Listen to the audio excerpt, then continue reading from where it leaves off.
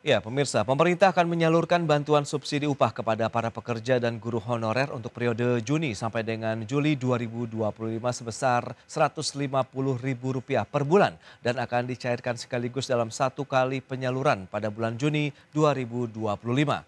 Ya, bantuan ini menyasar sekitar 17 juta pekerja dengan gaji maksimal 3,5 juta per bulan atau sesuai dengan upah minimum provinsi yang berlaku, serta untuk 3,4 juta guru honorer. Dan penyaluran BSU nantinya melibatkan sejumlah kementerian dan lembaga, yakni Kementerian Keuangan, Kementerian Ketenagakerjaan, dan BPJS Ketenagakerjaan untuk para pekerja, serta Kementerian Pendidikan Dasar dan Menengah, dan Kementerian Agama untuk guru honorer.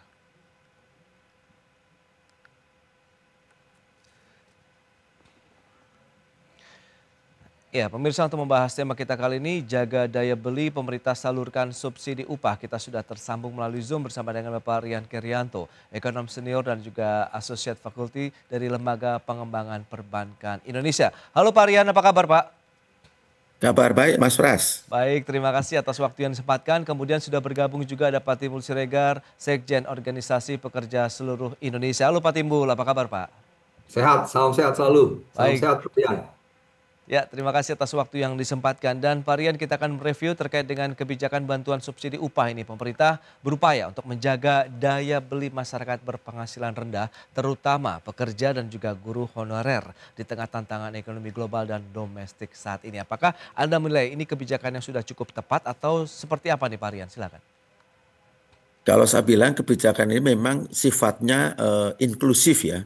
Dalam artian bagaimana masyarakat kita, saudara kita lapis bawah yang memiliki penghasilan terbatas secara ekonomi, kemudian dinaikkan derajat atau level daya belinya. Sehingga mereka bisa memenuhi selain kebutuhan-kebutuhan dasarnya, tapi juga kebutuhan-kebutuhan sekunder maupun tersiernya. Nah, yang kedua yang juga ingin saya sampaikan bahwa kebijakan pemberian upah seperti ini kepada pegawai-pegawai atau pekerja lapis bawah memang juga dikerjakan di negara-negara manapun, apakah itu negara maju, negara sedang berkembang maupun negara yang terbelakang. Kenapa demikian? Karena untuk lapis masyarakat subsisten seperti ini peran daripada negara memang harus diwujud nyatakan dengan bentuk ya tadi semacam social aid ya atau bantuan sosial. Kalau dalam hal ini adalah dalam bentuk bantuan upah tadi. Oke. Dan yang penting budgeting atau penganggaran daripada pos untuk bantuan upah ini sudah disiapkan sehingga betul-betul istilahnya itu siap untuk disalurkan seperti itu. Tentu dengan tata kelola yang baik ya. Saya selalu concern kalau ada urusannya itu anggaran itu tolong nanti dari sisi governansinya betul-betul dijaga dengan baik gitu. Baik, dari opsi sendiri melihat bagaimana begitu dengan program yang diperuntukkan bagi pekerja dan juga guru honorer ini nih, Pak Timbul? Ya, memang tentunya BSU ini kan yang keempat ya. Waktu zaman COVID itu 1, 2, 3, 2022 itu terakhir keluar Permenaker nomor 10 tahun 2022 yang sekarang direvisi menjadi Peraturan Menteri Tenaga nomor 5 tahun 2025 yang memang ditentukan jumlah pembiayaannya 600.000, 300.000 per bulan. Itu ada di pasal 6 ya.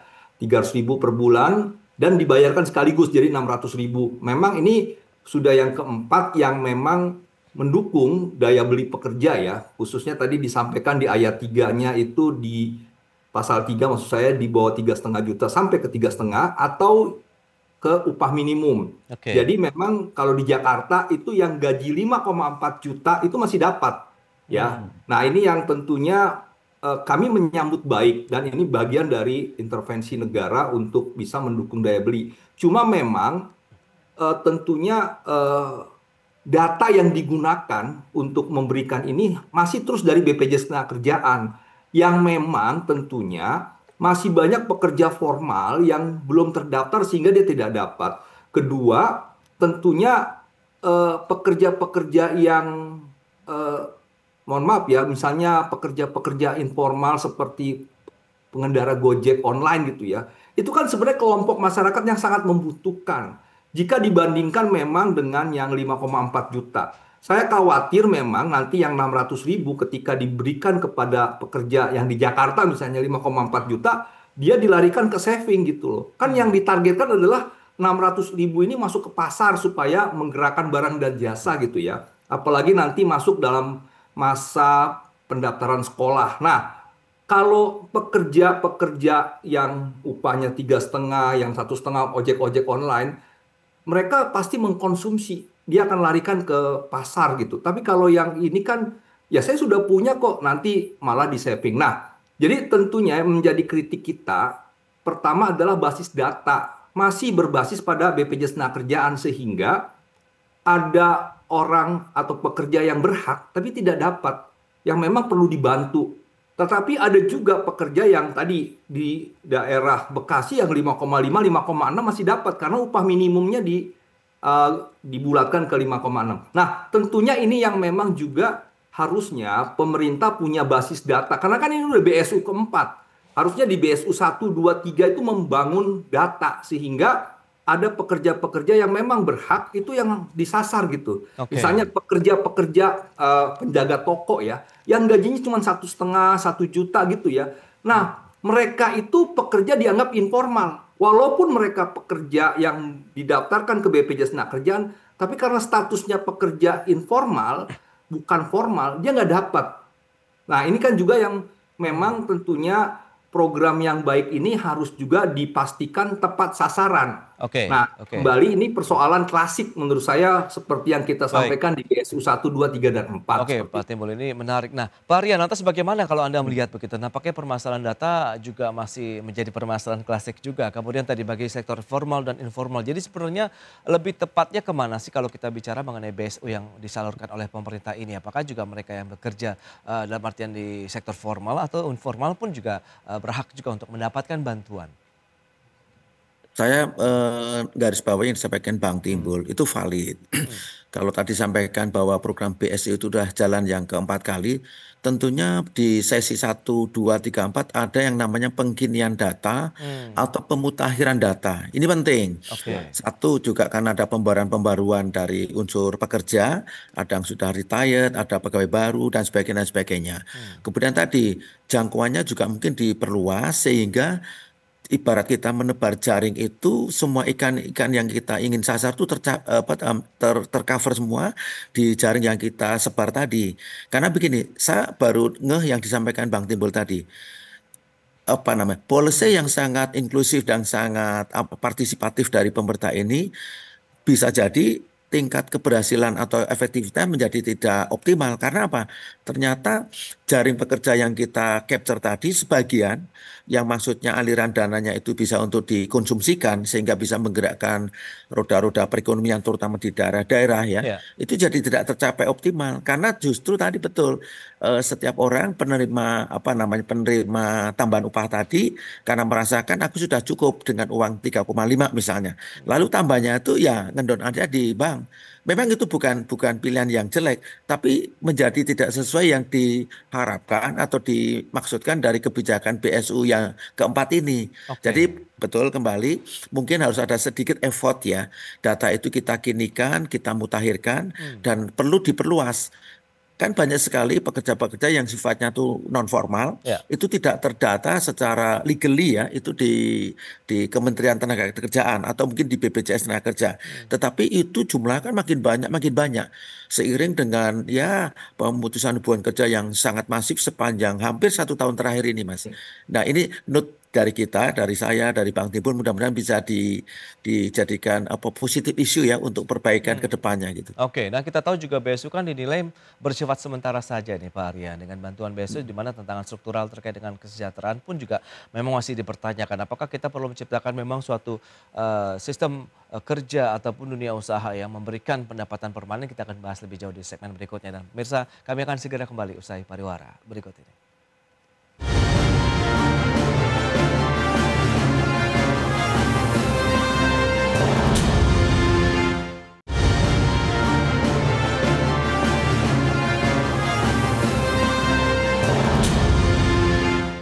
Ya, Ya, terima kasih Anda masih bergabung bersama kami dalam Market Review, pemirsa. Dan berikut ini kembali kami sampaikan data untuk Anda terkait dengan syarat penerima bantuan dari subsidi upah.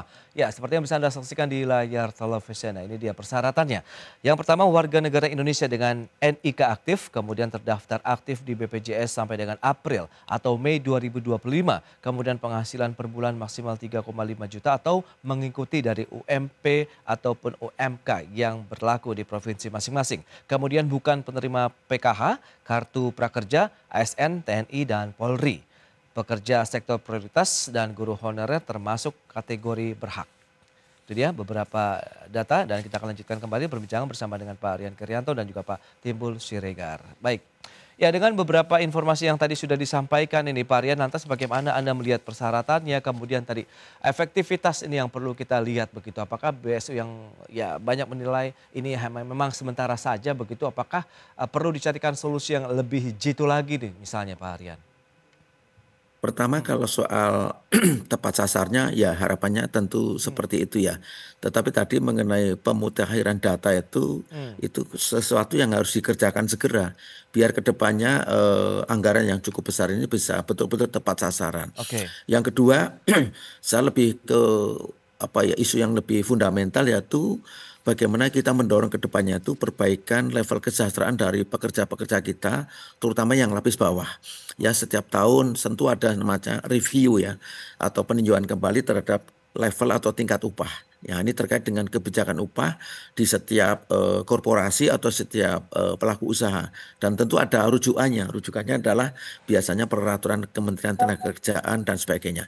Nah yang terakhir adalah tadi yang perlu kita cermati karena ada limitasi mereka yang berhak mendapat tunjangan upah itu adalah pekerja-pekerja sektor prioritas. Nah, tentu didefinisikan harus dengan baik ini sektor prioritas itu.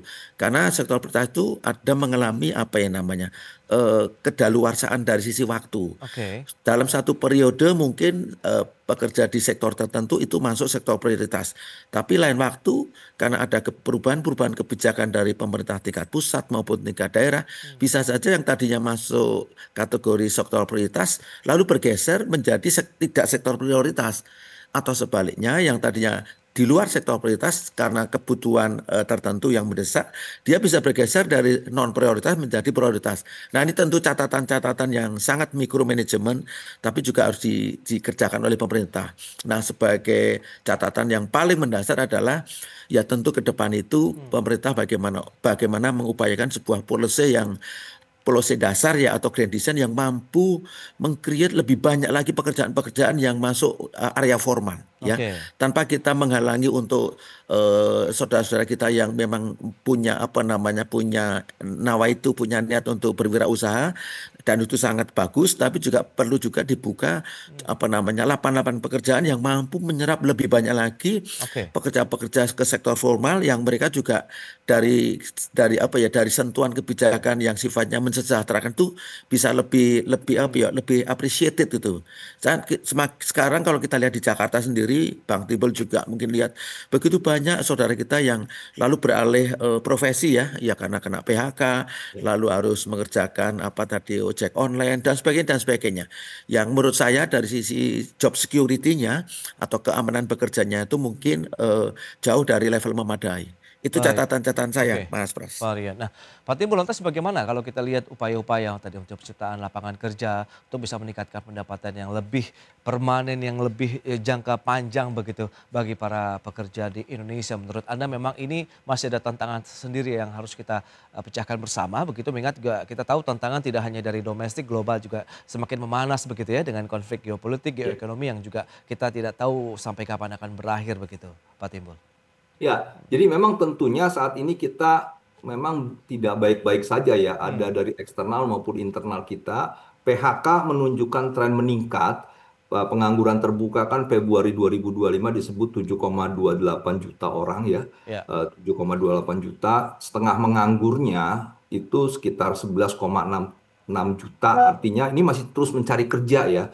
Ya, kalau yang paruh waktu dengan pool bekerja itu kan relatif sudah settle ya. Nah, jadi artinya masih ada sekitar 18-19 juta orang yang terus masih mencari pekerjaan. Nah, ini kembali ya bagaimana kita harus mendorong pemerintah juga memberikan insentif untuk dunia usaha supaya lebih banyak menarik investasi dan tentunya investasi yang datang ini kan juga tidak lagi investasi padat karya. Ini banyak lebih padat modal. Nah, ini juga harus didorong ya bagaimana pelatihan-pelatihan skill kita untuk ditingkatkan pekerja kita sehingga bisa memenuhi dunia usaha dunia industri. Kalau mereka nanti bisa tertampung dan menjadi pekerja formal itu kan lebih baik gitu ya karena ada kepastian upah, ada perlindungan dan sebagainya.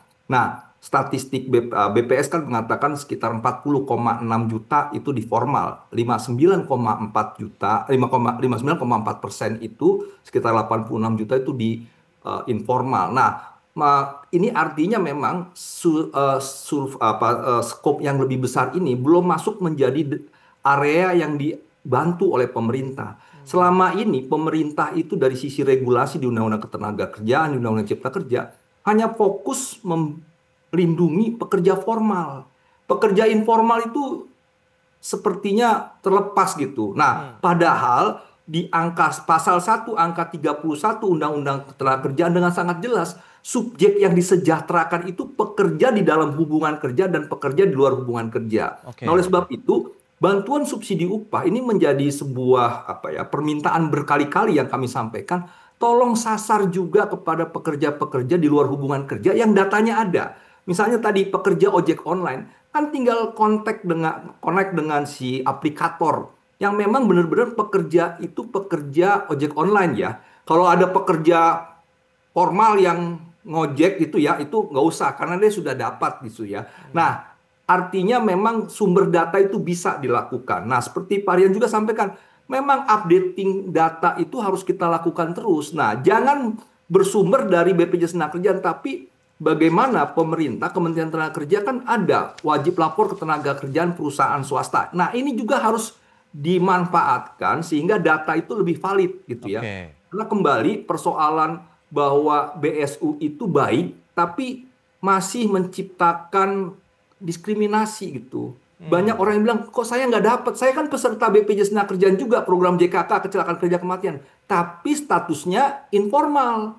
Nah, informal nggak tercover gitu. Yang diarahkan hanya formal, dan formal itu BSU 1, 2, 3, dan 4 sekarang formal terus. Nah, memang tentunya ini menjadi kecemburuan menurut saya yang ke depan saya rasa harus dibuka lebih baik untuk memastikan bahwa pekerja yang disejahterakan itu tidak hanya formal. Pekerja di luar hubungan kerja, di luar yaitu pasal 1 angka 31 Undang-Undang 13. Nah, ini yang harus di-create oleh pemerintah supaya bantuan itu benar-benar masuk ke pasar lagi untuk mensejahterakan, mendukung daya belinya si pekerja informal misalnya gitu ya. Yang mereka tuh kan sangat membutuhkan. Selama ini mereka lepas tidak terlindungi gitu. Baik Pak Timbul, ini juga perlu kita cermati bersama. Nah, Pak Rian, lantas apa yang mungkin perlu kita carikan tadi? Strategi, solusi seperti apa begitu? Kita tahu komunikasi sudah disampaikan juga oleh para pekerja, kemudian pemerintah pun juga mencoba sebenarnya menjembatani, tapi kan memang masih ada belum yang win-win solutionnya. Nah, Anda melihat level mana atau posisi mana yang harus kita isi dulu sehingga tadi antara kesejahteraan masyarakat yang menerima pun tidak ada lagi kecemburuan di sana begitu Pak Rian? Ini kan levelnya yang disampaikan Bang Timbul bagus dan sangat mikro dan mudah-mudahan bisa ditangkap oleh pemerintah melalui Kementerian Tenagakerjaan. Bagaimana para peserta iuran BPJS Tenagakerja misalnya tanpa membedakan dari sisi faksi formal maupun faksi informal, mereka eligible atau layak untuk memperoleh tambahan bantuan upah ini. Karena betul juga, ini bisa menciptakan ruang untuk kecemburuan antar pekerja. Ini nggak baik.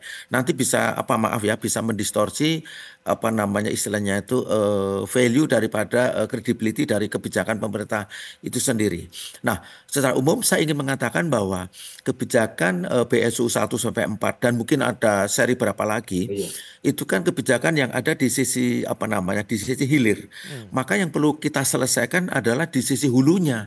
Nah, sisi hulu itu tadi bagaimana pemerintah membuka lapangan kerja lebih banyak lagi melalui insentif kebijakan. Kita punya beberapa instrumen policy sebetulnya.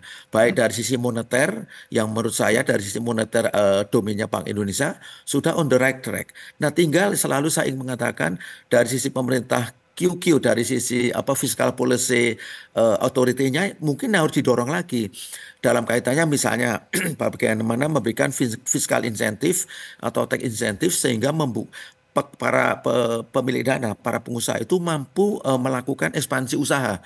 Nah, kalau mereka mampu melakukan usaha karena ada insentif fiskal, tentu ruang untuk bisa mengabsorpsi tenaga kerja, baik itu yang padat modal maupun padat karya bisa terbuka lebih luas. Nah, dari situ bukan saja hanya membuka ruang kerja lebih banyak, Pak, Mas Pras dan Bang Timbul ya, tapi juga nanti added value akhirnya itu kembali ke pemerintah. Dalam bentuk apa? Dalam bentuk satu, tentu ada namanya kalau kita bicara pelaku usaha itu ada namanya bagian pemerintah itu pajak. Oke. Di balik pajak ada lagi PNBP, pendapatan negara bukan pajak. Kemudian last but not least, kalau itu kepemilikannya adalah di badan usaha milik negara atau badan usaha milik daerah, ada bagian dari pemerintah itu namanya dividen. Oke. Nah, itu yang bisa kita matematikakan. Yang tidak bisa kita matematikakan adalah tadi dari perspektif sosialnya.